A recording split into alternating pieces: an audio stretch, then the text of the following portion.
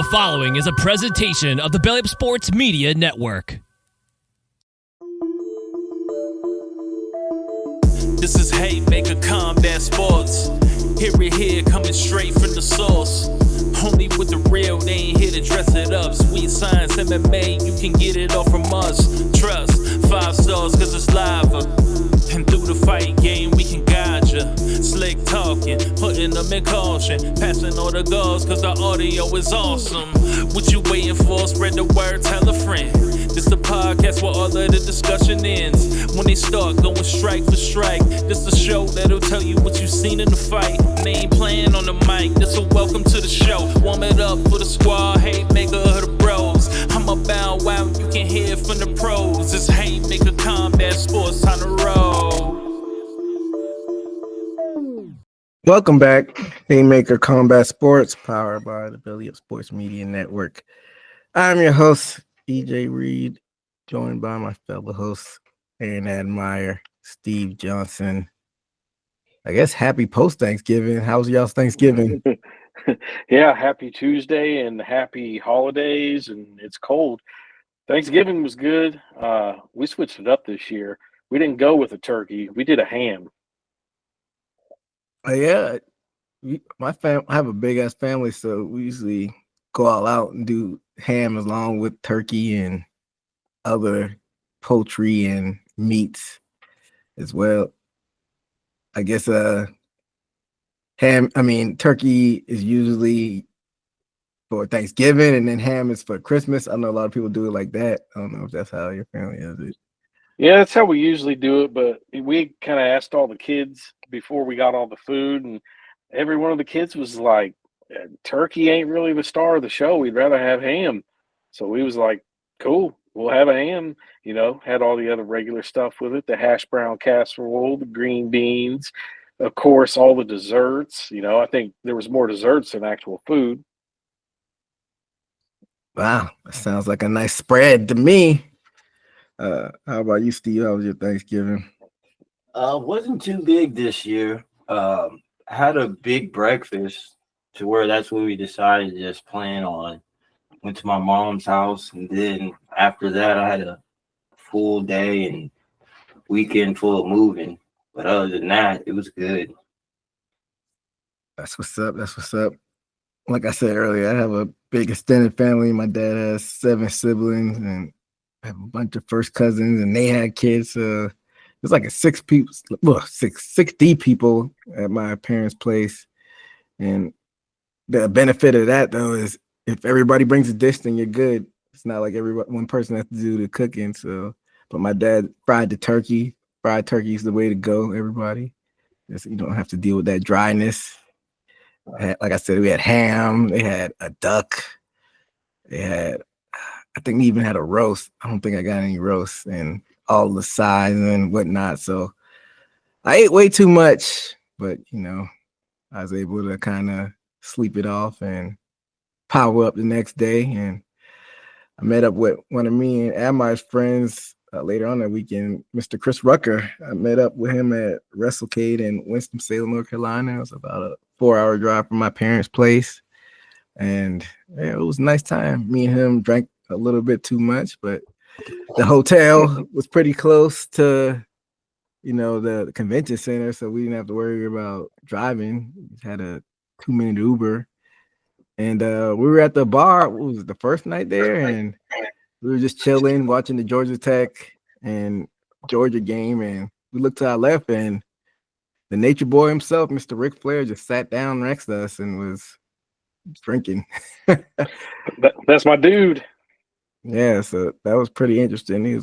I could literally touch him. He was that close, just sitting right next to us at the hotel bar. Woo! And yeah, woo. And he had a near-death experience from like drinking too much, so that's interesting that he was at the bar still. So I guess he's gonna go out swinging, I guess. Yeah. Go out with a bang, I should say, so to speak. I think that was the last time I hung out with you is when I met Ric Flair, when we all went to St. Louis. Yeah, that was 2 years. That's almost 3 years. Jeez, man, where's time going? You get a picture with him? I can't remember. Yeah, I got a picture with him. because I got there at the hotel early in the afternoon. So me and Marty were sitting there just having a beer and walked Ric Flair. That's dope. Like, like you and like you guys don't seem to be starstruck by these people because, like, when we were in St. Louis, like we hung out with Dawkins and Matt Riddle was there, the former UFC. Miranda Gordy. Like, I was starstruck by all those people, and you guys act like, no big deal. It's not to be like all cool and whatnot, but at the end of the day, they bleed just like you and me. So, they're just a little bit more popular. So shit. Yeah, when Ric Flair walked in, I fangirled. I was like, oh my God, it's Ric Flair. Woo! Ric Flair, he's a legend, Nature Boy, but he was at the bar next to us, and me and Rucker just were watching the game like it was nothing, and you had a bunch of idiots going up to him, just being obnoxious. Like, it's one thing that, it's Ric Flair, of course people will be starstruck, but some guy was like dressed up in a robe trying to imitate him while this man's trying to eat. Like, we get it, man. Just you're excited to see him, but he was doing it for like a good 20 minutes straight, and Rick was ignoring him. So, like, get out of here. Yeah. When we were out there, when I met him, I let him come in the hotel, check in, like do all his stuff before I even spoke to him. And I was like, hey, man, excuse me. Big fan since I was a little kid. Can I get a quick picture? And he's like, yeah, sure. Yeah. But that would be annoying, man, being a celebrity and just like, especially when you're a celebrity with like a different personality or like a gimmick, you're always going to have those people doing that weird shit to you. You know what I mean? Exactly. And the guy wouldn't stop because he was eating his wings and drinking his cocktails, sitting down at the bar, and there was like a group of, I say 5, 6 guys surrounding him, standing up the whole time. One dude, he appeared to know because he was talking to the guy for about 10 minutes or so to his right of him. But it was like a few guys standing behind him, and one guy was dressed in a robe and had like a fake belt. And it was the jackass the whole time, like cutting a promo, trying to get his attention, but Rick was ignoring him. So, like, he's ignoring you for a reason, dude. But he was and that's what they got to do. They got to just ignore it, because if they say something slick, then somebody runs and talks shit on the internet or tries to sell a news story. This person's an asshole or this or that. So, like, they kind of just got to sit there and ignore it and take it. Yeah, gift and a curse, I guess. But yeah, it was a pretty chill weekend. Like I said, I got to hang out with Chris Rucker, and let's get into some of these stories though in MMA world, inside or outside of the cage. And the big story from the last time we met after John Jones at 309 in NYC on November 22nd, a high court of Dublin jury ruled in favor for a woman who alleged Mr. Conor McGregor had brutally raped and battered her during a 2018 encounter at a hotel in the Irish capital. And this is reported by E! Online. And during the legal proceeding, McGregor testified that he never forced a woman to do anything against her will and claimed that they had consensual sex. But the court ruled in favor of the victim, and they awarded her $250,000 as a part of the civil case.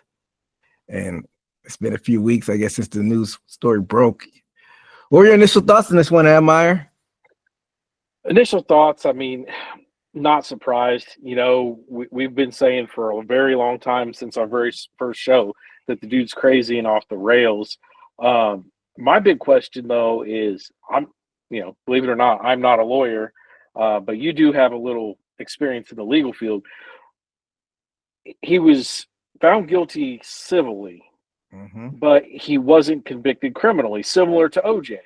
OJ was criminally innocent, but guilty on the civil side. What makes the difference in that? Like, how is there enough evidence to convict civilly but not criminally?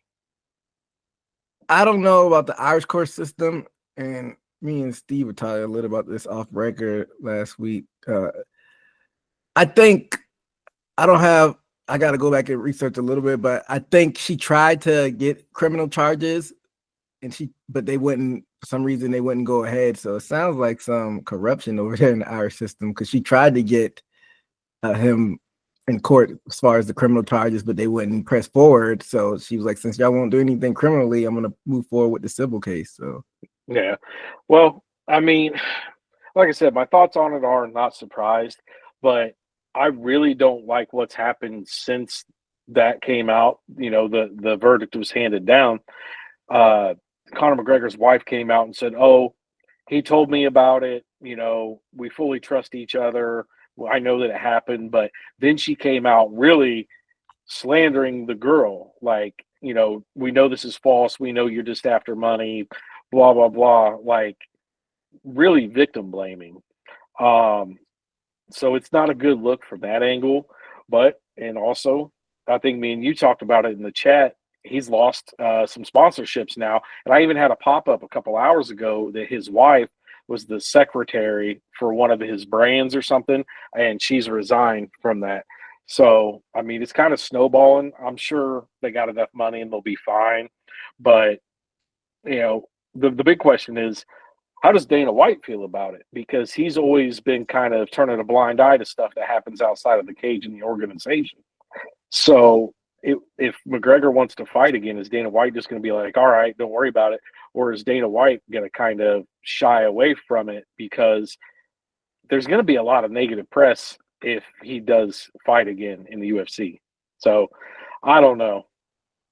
yeah, I mean, and I mean, I guess I'll end it with, I hope this is a wake up call for McGregor to slow down in life and calm down with this shit, because it can all easily be gone. before we get into the fallout and the implications of this, what were your initial thoughts on this, Steve? Well, after him saying that, I thought about, you know, I guess there's a lot of technicalities, because I know people had troubles with their visa before coming to the UFC or even to America for events. Um, um, I don't know if it's technicality because Connor didn't do the crime in the US. So as long as, I guess, Ireland lets him travel, you know, I mean, he's a famous dude. I mean, and you figured this would, you know, but I guess it's a civil suit. I guess nothing's criminal. So it seems like I think Dana will let things slide as long as there's not major pushback or there's nothing wrong with them traveling back and forth, you know, with their visa and stuff like that. Because that's what it seems like. And even after the civil suit was he was filed with, I saw on the UFC channel, you know, promoting his fights. So I believe in Dana's okay and fine, because it seems like even certain let's say certain industries wipe the face of certain people and almost erase them. Some more dramatic situations, you know, WWE, who knows if they equivalate that to if it's as major as I would say bad press for the corporation. We'll just see how. I think we have to wait until the backlash, or there's even public of him to even get backlash, because it's just purely on the internet. And I don't think we even seen Dana's face on a major poll, like sitting down at a press conference. So we'll have to, I think we have to wait for that too, because you know they're going to ask him that question. Yeah, it's going to be interesting to see what they do moving forward. But as far as if they let him compete or not, I mean, the evidence shows it from past, you know, incidences with other fighters that as long as you don't get locked up and you're available to fight, they're probably not going to do anything, especially if it's civil. Like, they definitely had excuse. Yeah, Greg Hardy, he got convicted of criminal charges. John Jones has been convicted of a lot of stuff, and they still poster boy him. So, I mean, I don't think that a lot will happen, but I don't know. Yeah, just to name a few other fighters.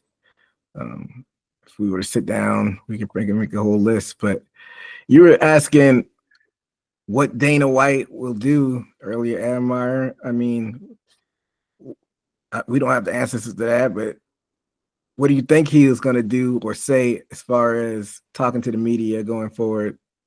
I think he'll do kind of like he's done in the past and just be like that, that's their business. They're handling their business. That has nothing to do with the fight game, has nothing to do with the company. And I think what me and Steve both said is he wasn't charged criminally, so they can't really treat him like a criminal, so It's just a bad title to it and what he's accused of. I think that's, especially nowadays, that's a sensitive topic. I guess what do they say, the Me Too movement or whatever. Nobody likes to hear that, especially from a man. It just rings now when you hear McGregor's name. I just think, I don't know. Time have to tell, I think. But like OJ was found innocent criminally, and I mean, it's not like he got back into showbiz or got his commentating positions back. Like, I don't know. UFC's kind of their own different thing, and I don't know. Times are a little bit different back from when OJ and all this things happened to him. I don't know. I mean, I still don't see anybody giving up McGregor as a cash cow. He's still going to be used. If, let's say, for example, Proper 12 dropped him, I'm sure there's other Irish whiskey companies that will pick him up. He's still got millions of followers. He still is going to sell 1 million pay-per-views. So I think there's stuff he can fall back on, maybe not as prosperous or big of a contract, but money-wise and spokesmanship-wise, I don't think a lot will happen. Yeah, and post Me Too movement, and Me Too movement has done a great job of bringing some of these people who've gotten away with bullshit in the past to the forefront, and like the Harvey Weinsteins and Bill Cosby's and R. Kelly's. And I don't know if we've seen as big of a sports star as McGregor, found liable in civil court for charges. I know Aaron was talking about was it the Dodgers, the baseball player, but Trevor Bauer, yeah. Bauer, but I don't know how big of a household name he is. He's definitely not on McGregor's level as far as fame and notoriety. So, what about Kobe? Wasn't Kobe accused of some stuff? Yeah, that was 2003 or so over 20 years ago, and his career took a huge hit. That went to him to the grave. He lost a bunch of sponsorships. I mean, he was able to continue his NBA career, but I think he settled with her civilly, and I can't remember what happened as far as like any criminal charges. I'd have to go back and refresh, but he definitely took a hit. He lost a sponsorship. Took him a while to bounce back. He was eventually able to get back on. I think Adidas dropped him. I think Sprite maybe at the time dropped him. He was eventually years later able to go with Nike and had sponsorships after that. So I guess that's probably the best case scenario as far as like huge celebrity that was able to bounce back from allegations. And I gotta do my research. I can't remember if he was charged officially, but I want to say he may have settled. So don't quote me on that. Yeah. But go ahead. But now I'm trying to think, like, could McGregor even bounce back? Like, if they give him a fight, he hasn't won a fight since 2020. So like his fighting stock was already down. Like, I didn't have much faith in him really beating Chandler if that fight would have happened. I don't know if McGregor can even fuck with anybody in the top 10, but I mean, now he's in a position where if he does come back, like, he has to win, or like his career's done. Like, he's he was low stock on the fight side, but he still had his outside of the cage, movie star life and this and that. And now this is taking that stock down. So he's down low on both. So, I mean, he's in a must-win situation if he ever fights again. I mean, before he was found liable, I said he wasn't gonna fight again, but now that he's been getting dropped and whatnot from sponsorships, I think he kind of has to fight that maybe try to distract people and try to somewhat rehabilitate himself because yeah, like he might not have avenues to do movies and stuff anymore. And I think if I don't even know who he fights if he actually steps in there and how he would fare. I think whoever he fight, like you said, it's probably has to be a must win, but I don't think he will win unless it's maybe of Nate Diaz. Like, who do you even see him getting in the cage with at this point? Man, like I was thinking that they got to make the Diaz trilogy or somebody fun that's going to stand and bang with him, like Masvidal. Masvidal's making a comeback, so throw him in there against him. Run it back against Aldo. Aldo, got cracked in 13 seconds. Let him try it again. I mean, Aldo's won more fights in the last 4 years than McGregor, so you can't really say they're not on the same level. Yeah, that would happen. Even McGregor. I mean, I don't know if Aldo would want to come up to 150 for a McGregor fight, probably, but he said 135. McGregor ain't making 145. They'd have to fight at 155. I mean, I put that the lowest on the list, but it would probably have to be a fight like that. I don't know. What do you think, Steve? Yeah. It's almost like he's.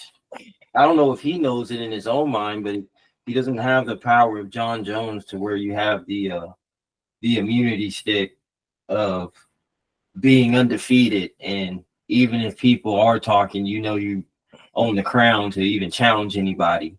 I mean, he's lost his past fights.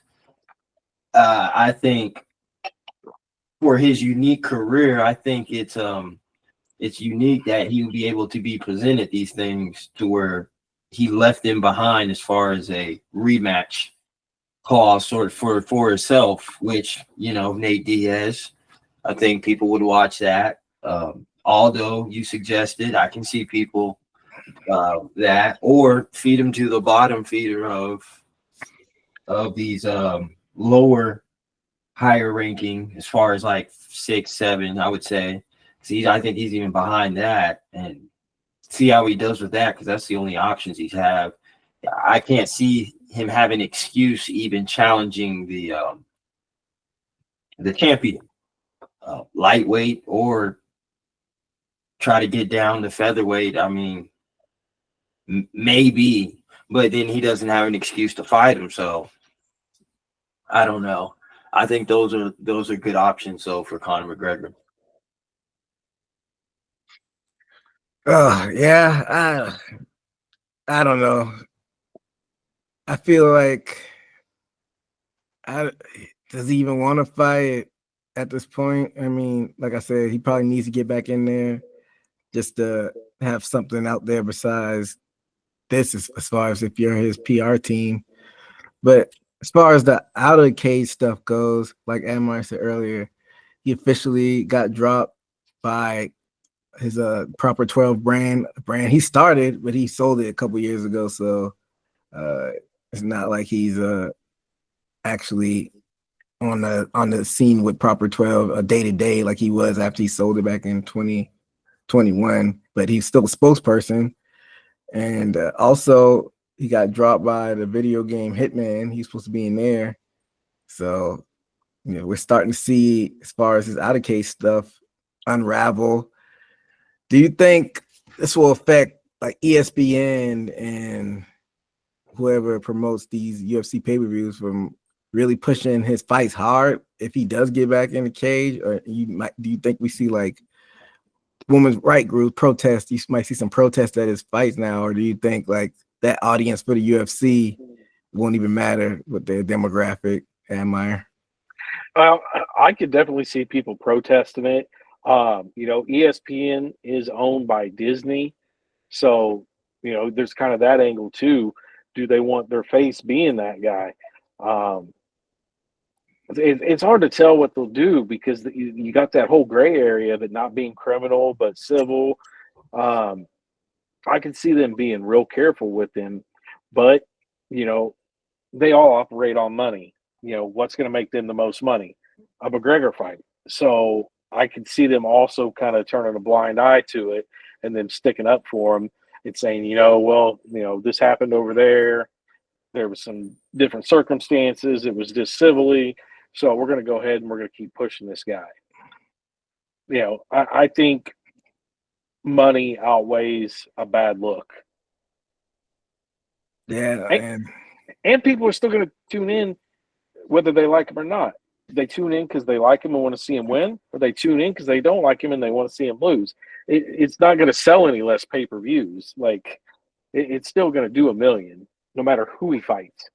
But do you think the bad press, at least for the initial fight, might outweigh the, they say any press is good press, but you think the bad press of people around the events, Dana, how fickle he is, he might, I don't even want to talk about this. So I don't know. No, I think even the bad press, they would embrace, because if they're running it on every news channel that the UFC is putting on this event headlined by Conor McGregor, who was found guilty of this, this, and this, it's going to be on every news station. It's free advertisement, even though it's negative. I don't think there's probably not one fan that's going to say, I'm not buying the pay-per-view if it's got McGregor on it. You know what I mean?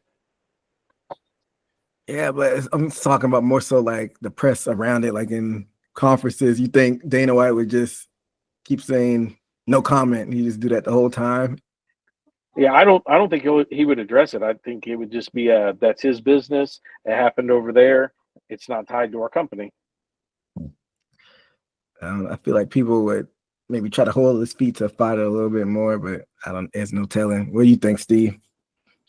I would say I'm more with what I'm looking forward to, just looking at the situation, is what they would be saying at the press conference and saying Conor McGregor has those few options, and all those options either left on a bad note or it's an opponent that would, talk back and forth with him, like you mentioned earlier, Masvidal or something. I'm pretty sure they would use that as ammo at the press conference.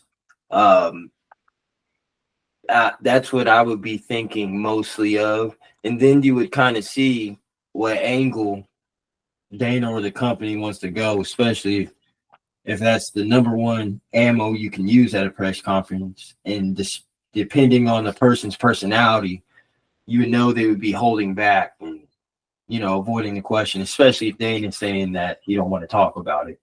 So I think we just have to see through probably the next phases of, this fight coming up in press conferences, or let time tell it, man.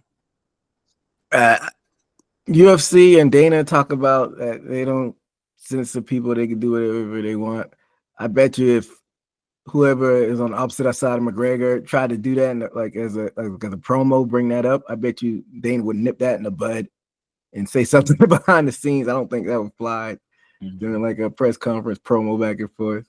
So I'm not I can't predict the future, but I feel like that's how it would go down. Yeah. I don't know, man. McGregor, like Admire said, this might be a wake-up call for McGregor, but I don't know, man. I don't know if this is necessary because he's saying that he's denying it.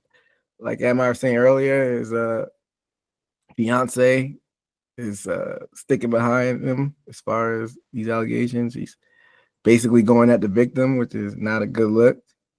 She says she believes him, but the moral side of it, we're not even getting into because we don't know what they have behind the scenes because he's saying that it was consensual. Like a lot of people have open relationships, so I'm not even going to comment on that. But I don't know, man. He's got to get his stuff together because, I mean, I don't know how Teflon or bulletproof he is, but I guess we'll see how this unravels and see if he makes a fight next. Go ahead. Now I got to say, it's probably not going to be a wake-up call for him. So she won a $250,000 settlement, right?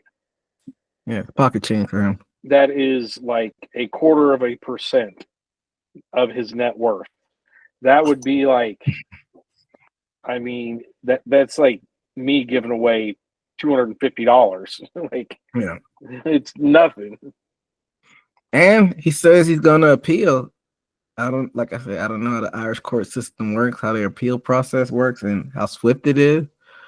But this story is definitely not over, even in the legal sense. So I guess we have to see how it plays out. But I don't know. You want to see him get it together, but like Admire says, he basically got a slap on the wrist with that judgment. So I don't know. I feel like he has kind of a God complex. I feel like he feels like he's invincible. I think it'd have to be him getting seriously injured as far as other stuff, like if you drive drunk or something like that, or him going to jail. I think that's the only two things that would actually be eye openers for him. But hopefully he gets his shit together.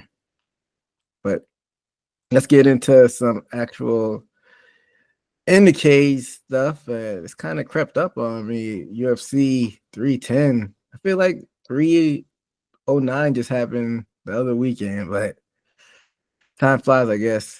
I remember them. Remember this used to be the New Year's Eve card, but I don't know why they got rid of that. I don't know if you know anything about that. Why aren't they doing the New Year's Eve anymore? I would have to go back and look at the ratings, but I guess it's probably something to do with so many holiday parties and other events on TV that it was probably just a lot to compete with. So they kind of had to find a sweeter spot for it. Because if you think that New Year's Eve card, people have, the parties, people have get togethers. I think there's usually a boxing match on. You have all the different shows to watch with the music performances. Like, there's just too much going on, I imagine. Because you were on New Year's Eve with Brock and who's Brock fighting that weekend? It was Dutch Overeem? fight. Overeem, Alistair Overeem. I don't know why I had a brain fart. You were there that weekend, weren't you? Yeah. So yeah, it used to be a big card, but I guess they shifted it more so to Madison Square Garden card in November, and they still do the International Fight Week. But alas, they are back in Vegas for this fight at T-Mobile Arena, and we'll get into the early prelims. And excuse me if I butcher names, I'll be better for the post show. Heavyweight division, we got Kennedy and Kubu versus Lukas Breski. Lightweight division, we had Clay Guida. I think we were just talking about Clay Guida the other day, maybe off camera if he was still fighting. Maybe it was me and Steve versus Chase Hooper. Michael Chiesa versus Matt Griffin in the welterweight division. Flyweight, we got Cody Durden versus Joshua Van. And to cap this off, a fight that was supposed to happen at the last pay-per-view card. I'm surprised they put it back on, but it's at catchweight at 195. Chris Weidman versus Eric, your boy Anders. Are y'all gonna watch any of these early prelims? And a lot of names that are recognizable. Yeah, this is a pretty good prelim setup. Of course, I'm going to watch a Weidman fight. I've always liked him, and the post-fights speeches are usually pretty good with his dad. Surprised to see Michael Chiesa on there so early. The big surprise for me, though, is the Clay Guida fight against Chase Hooper. Mm-hmm. Chase Hooper is a minus 1,050 favorite against Clay Guida's plus 675 underdog. They're expecting a massacre in that fight, but I don't think Clay Guida can ever be counted out fully. So them odds are pretty wild. I mean, if I was going to bet, I would definitely pick, Guida just for, the betting plus 675. Yeah, that is a pretty wide odds, but I don't know. Odds are there for a reason. You gonna catch any of these early prelims, Steve? I think I will. This card is, for the most part, especially early prelims, man, that's stacked. Names I know. I think I definitely will. Yeah, this is as far as the card as a whole, this is like hardcore fans. I don't want to say dream card, but it's for the hardcores because it's a lot of names as far as the MMA community goes. but no like superstar name, but a lot of well-known names. So I say it's a fighter fans card. But that was just the early prelim. It's going to be on ESPN News and Fight Pass. But the regular prelims in the welterweight division, we got Randy Brown versus Brian Battle. In the featherweight division, we got Movsar Evelev versus Aljamain Sterling, the former bantamweight champion. I think this is his second fight at featherweight. Welterweight, we have Vicente Luque versus Themba Gorimbo. Then to cap this one off, two former title contenders in light heavyweight division, Dominic Reyes versus Anthony Smith. Any of these tickle your fancy, Meyer? Yeah, I mean, especially the Movsar and Aljamain Sterling fight. I mean, that could headline a fight night right there. So I mean, that's a good fight. The Luque fight, I'm interested in that one because this is the one that Luque was supposed to be matched up against Nick Diaz, and Diaz dropped out, and now Luque is going against this Themba, and Luque's the underdog in this. So he went from probably being a pretty heavy favorite against Diaz to being an underdog against, somebody that's not even ranked. So, I mean, that should be a pretty good fight. And then Dominic Reyes, Anthony Smith, I've been, saying this fight needs to happen for a long time. I think they're both at kind of the same spot in their career. I think it should probably be Anthony Smith's retirement fight should he lose. Reyes used to be a really, really good fighter. I mean, his fight with Jones was a good fight, but Reyes hasn't really been the same since then either. Neither one of them, ever since losing to Jones, haven't really been the same fighter. So, yeah, You don't think it should be Reyes' last fight if he loses? He did get a win over Dustin Jacoby back in June, knocked him out. So maybe thanks. This is the spark that's going to get me back to the title. I mean, but before that, he lost 4 in a row. Him and Smith are only a year apart. It's not a loser leaves town match. I mean, I think it kind of is. More so for Anthony Smith, though. I mean, Reyes, I could see him sticking around for a couple more. They're both ranked really close, 12 and 13, I think. This could shoot one of them up a couple spots, and whoever wins this one, if they could go on to win 1 or 2 more, I mean, they might be back in title contention. It's disgusting. Anthony Smith has been trading wins and losses, though, so I feel like he has a more case to stick around with a loss than Reyes, even though Reyes won his last one. Steve, you interested in any of these prelims? Definitely, all of them, especially they all make sense. Randy Brown on the upcoming, Brian Battle, he's on the uprising, making a lot of noise. So I think that one makes sense. Of course, Aljamain, former champion, Vicente Luque, and of course the Dominic Reyes and Anthony Smith. For some reason, it just makes sense. Battle of the gatekeepers, I guess. And I think maybe Dominic Reyes has one more, even if he loses, because he had a win. I don't think Anthony Smith had how many of this is properly in a row for Anthony Smith? He lost his last one. But he switched win. He's been going win-loss the past couple fights. Yeah, I would say this would establish it, and I would say either one would just be fighting just to run out their contract for money or retire. But this one does make sense. Yeah, I'm trying my best to watch as many of these prelims live as I can. If not live, I'll definitely go back and watch them on demand. But let's get into the main card, fellas. This is the last card that we're predicting. So Admire is behind me in 5 picks. So we should make this one interesting. I'm going to pick all the opposite picks of Admire. I'll let Admire pick. The most we could do is tie. So I'll make the tiebreaker if you pick at least one underdog and you have to get all 5 in a row. That would be the tiebreaker. But if you pick all the favorites, then the most you could do is tie. But if you pick an underdog, that'll be a tiebreaker, and you can claim this belt that I've had the past year. Okay, I'll pick one underdog. Well, that'll be the tiebreaker if you can go 5 for 5. Let's see. To kick this card off in the featherweight division, we have Nate Landwehr versus Choi Do-ho.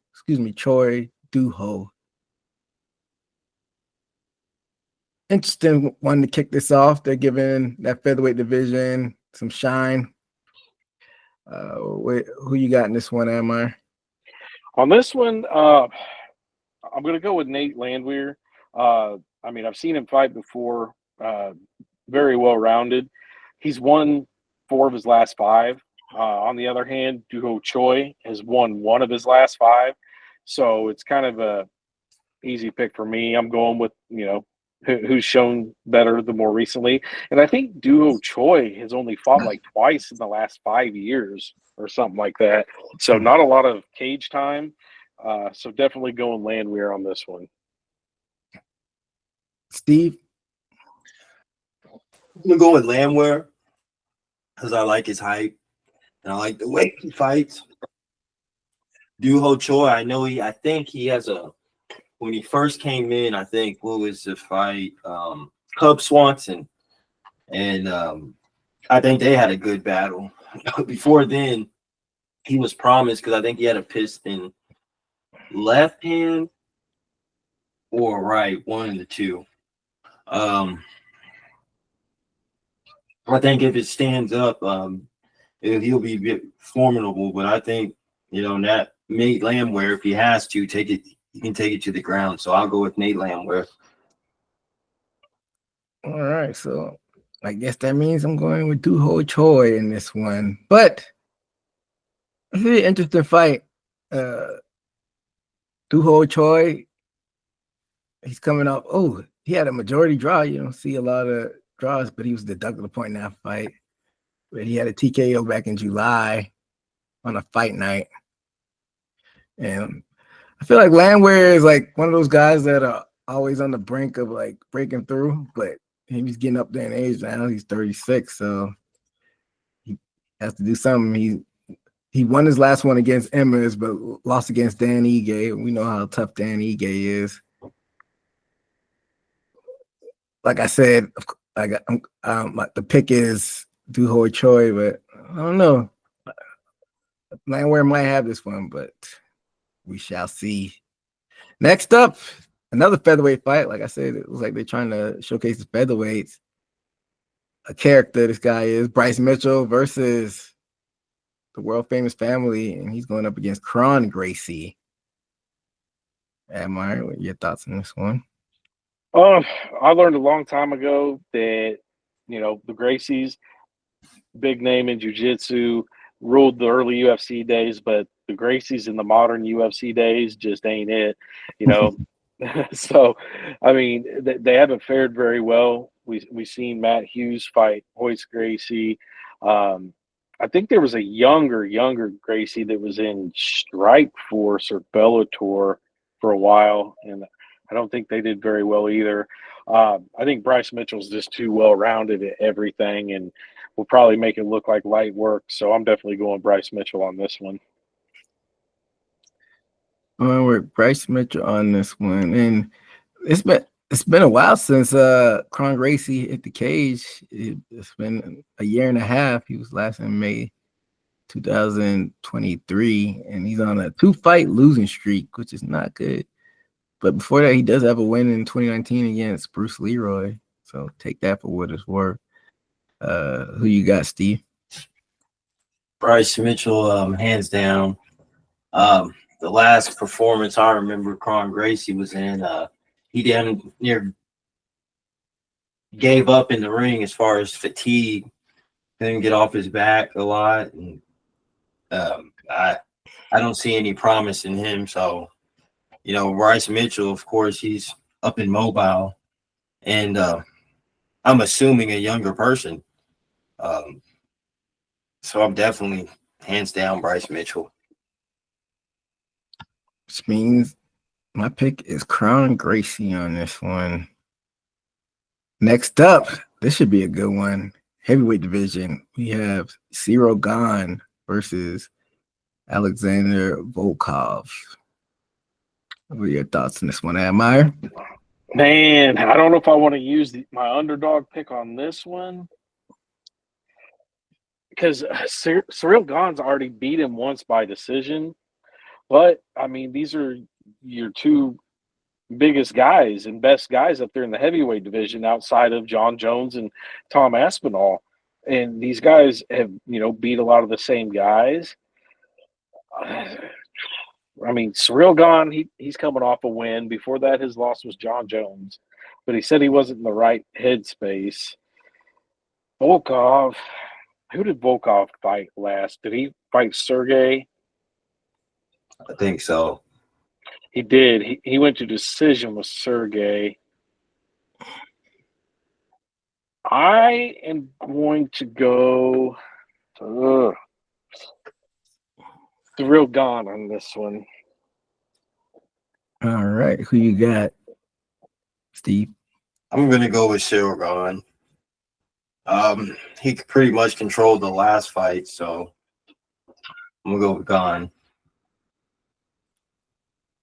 All right, which means my pick is Volkov. This is definitely a very important fight for Gane. I mean, he lost to John Jones, but everybody who's faced John Jones has lost.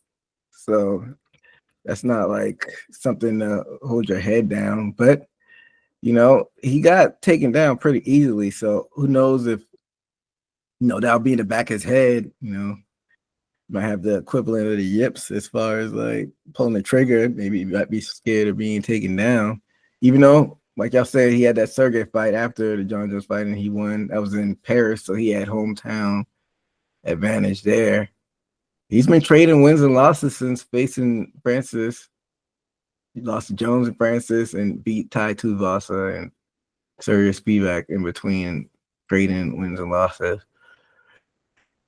Yeah, I don't know. Volkov is a live dog, so I'm not mad that that's my automatic pick, but it should be a fun one. Next up, welterweight division. This is what a lot of people are going to be tuned in to watch. I call this guy the boogeyman. We have Shavkat Rakhmonov versus Ian Machado Gary. Thoughts on this one, Admar? Yeah, this is a good fight, man. Like, everybody's been calling for this one. Both of them super exciting. I do believe Shavkat is the boogeyman. Ian Gary, undefeated, has some, pretty decent wins. He's got Neil Magny, Jeff Neal, MVP. This is the one I'm going to pick the underdog on this one. I'm going with Ian Gary, just hoping that Shavkat hasn't really seen anything as high level as him just yet. I'm hoping Ian Gary can, land the heavier shots, get the better of the exchanges, and it's a Hail Mary. That's interesting that this is your underdog pick. What do you think about this one, Steve? I definitely think Shavkat's gonna get it. I don't think Ian Machado. He's like you said, he's had good wins, but I think Shavkat is on another level, and I think this is the one or the challenge to where I have to give him credit. He's achieved those wins, but I think he's fighting the real competition now. So I'm gonna have to go with Shavkat.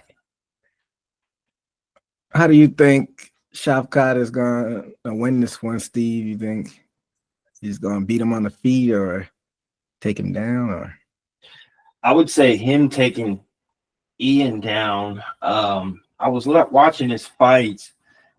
He's a pretty strong dude and can get position if he needs to. He's not so much being bullied when it gets to grappling or against the cage. I think Shavkat might get him by KO or TKO. Ooh, well, we know Shavkat has a bunch of different paths to victory. So Admire at Gary, it's my automatic pick is Shavkat, and I would have picked them anyway. This is a step up in competition, like Steve mentioned, for Gary.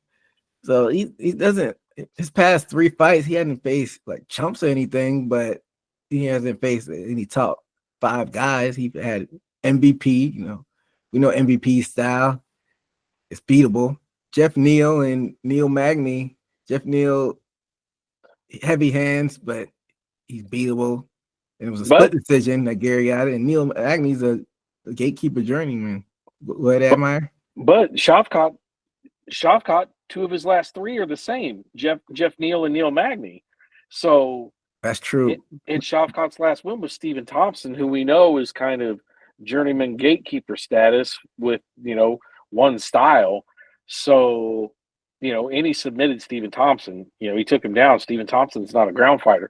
So this really is a step up in test for Shavkat as well. I mean, Shavkat, amazing fighter, but ranked at number 3, I think, is based on his style, aggressiveness, and his finishing rate, not really strength of his competition, because they face the same people basically. Yeah, but for some reason, maybe it's just me being nostalgic. I value that Stephen Thompson win a little more than the MVP win. I don't know why, but yeah, I mean, and then you can look at how they're finishing. I mean, Gary goes the decisions, and I don't think Shavkat has a decision in his career. He's almost like Arthur Betterby, but MMA, even though Betterby finally went to decision. But yeah, I mean, were you going to add something to that, am I? well, I was going to say, I mean, the Stephen Thompson win, to me, that's equal to an MVP win, because they're basically the same fighter. They're both counter strikers that if somebody's not pushing the pace on them or they're not closing the distance, nothing really happens. I mean, Stephen Thompson and MVP's same fighter. But then Shavkat was like, I don't care if you try to bounce on the outside, I'm still getting to you and finishing you. And Gary went to a decision with MVP. So I don't know. Maybe he could use that technique and try to run away from him and try to outpoint him, but I don't think it'll last the whole fight if he just tries to outpoint him and run away from him and play like that. But we'll see, man. I'm excited to watch to see how that one plays out, because I feel like they put a lot of stock in Gary, him being Irish, and especially with McGregor's downfall, maybe push the next big international star or try to build him up. But if he gets embarrassed out there, then I think that'll put a hold on their plans as far as that goes. So we shall see. But talk about the main event in this one for the undisputed flyweight championship. Alexandre Pantoja, your champion, versus the debuting Kai Asakura, coming over there from Japan and your risen flyweight champion. It's been, as far as like the MMA community, it's been a lot of hype behind Asakura coming over and finally making this long-awaited debut. I mean, I hadn't watched a lot of Risen, but from the highlights I've seen, kid's got some skills, so I'm definitely interested in seeing how this plays out. He was actually the Risen Bantamweight champion. I misspoke earlier. I think I said flyweight. What are your thoughts on this one, Amar? For me, I think this is an easy pick. I'm taking Pantoja. I mean, he's beat the who's who of the flyweight. Beat Royval. He's beat Moreno, Cape, like all those guys. Asakura, his most recent loss was like 2-3 fights ago. He's been knocked out like a handful of times. Pantoja never been submitted or knocked out. It's only has 5 losses by decision. So I think that, just based on the records and what I've seen out of Pantoja, I don't think I've ever seen Asakura fight. So I think Pantoja is the easy pick for me. Okay, Steve. Yeah, I would say, and although I haven't seen Kai Asakura, and I will watch, like I said, the record speaks for itself. You know, you look to where a fighter that's been KO'd or compromised in a fight, they've already showed a weakness versus a person, even if they lost, they haven't been finished. You know, Pantoja's decisions. I'm gonna have to go with Pantoja just based off his durability. I haven't seen him too compromised to where Admar said Asakura, you know, he's been knocked out, and which not saying it's based off his skills, but I'm going off the person that hasn't shown too much of a weakness yet. I'll go with Pantoja. I think y'all may be underselling Asakura a little bit, but he has been knocked out, you know, but he's shown the bounce back in toughness. 2-time champion. It's hard to get the championship back once you lost it. And Pantoja is not unblemished. It's been a while since he lost. He hasn't lost since 2020, but he does have some losses in there. He lost to Figueiredo, the former champion, Dustin Ortiz. This is just his UFC losses. And Oscar Osgrov, he lost to as well. But like I said, that was his last one 4 years ago. Yeah, if it wasn't for my automatic pick, I probably would go with Pantoja as well, just because the fight streak he's on. But I definitely think I pick Asakura is a live dog. So I expect it to be a back and forth war. And Emma, I don't know if you said, how do you think Pantoja is gonna control the fight or win the fight? I'm just guessing that he'll get him with the stand up. Probably early too. I mean, if I had to guess, I would say by the end of round one. I don't know if Asakura's chin can hold up to many shots. I don't know. I just see Pantoja ending it early. And the odds looks like they're pretty close. I think that Asakura is a plus 230. Yeah, plus 230 underdog, and Pantoja is a minus 285 favorite. Yeah, so not astronomical odd difference.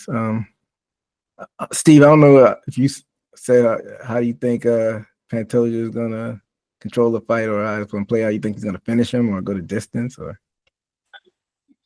I would say Pantoja. I mean, he has good stand up, but I see him more of you know, going the distance and probably getting a submission or going to the. I can see, and I can't say because I haven't seen his fight, but I can see this fight going to the ground. Just based off of his previous fights, it's went to the ground. It hasn't totally been stand up the whole fight. I would imagine, especially being over there in Risen, you have some ground game. So I think if it goes to the ground, it would probably most likely for him a submission. Yeah, I can see that happening as well. Well, the flyweights are in the spotlight, so hopefully they put on a banger, or might not see them headline a pay-per-view anytime soon. So fingers crossed for that. And like I said, overall, this is a sneaky good card. Like, it might not be getting a lot of mainstream eyes, but a lot of known names on this card. So definitely something to look for this weekend. And we'll keep an eye on our picks, how they are able to unfold, so to speak. But yeah, we're getting close to the end of the show, and hopefully I get to watch this fight live. I'll be at our co-host Chris Sanders' wedding is this weekend out there in Cancun. So shout out to him. And of course, I'll come back with stories. I probably won't get too crazy though on his wedding is on a Sunday. So the fight's on a Saturday. It's the night after Sunday at night is when I have to worry about getting too fucked up. So I probably will get to watch the fight live in my hotel room out there. Like I said, shout out to Chris. But like I said, it should be a fun weekend of fights.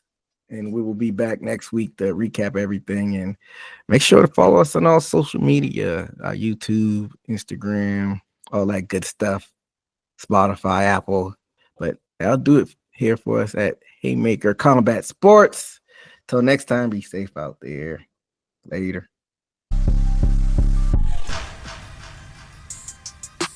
Hit the takedown, ground and pound, that was from the top. Heel hooking, no more plot, I leave you in the knot. Pound for pound, been the greatest. Sitting on the top, man, I'm laughing.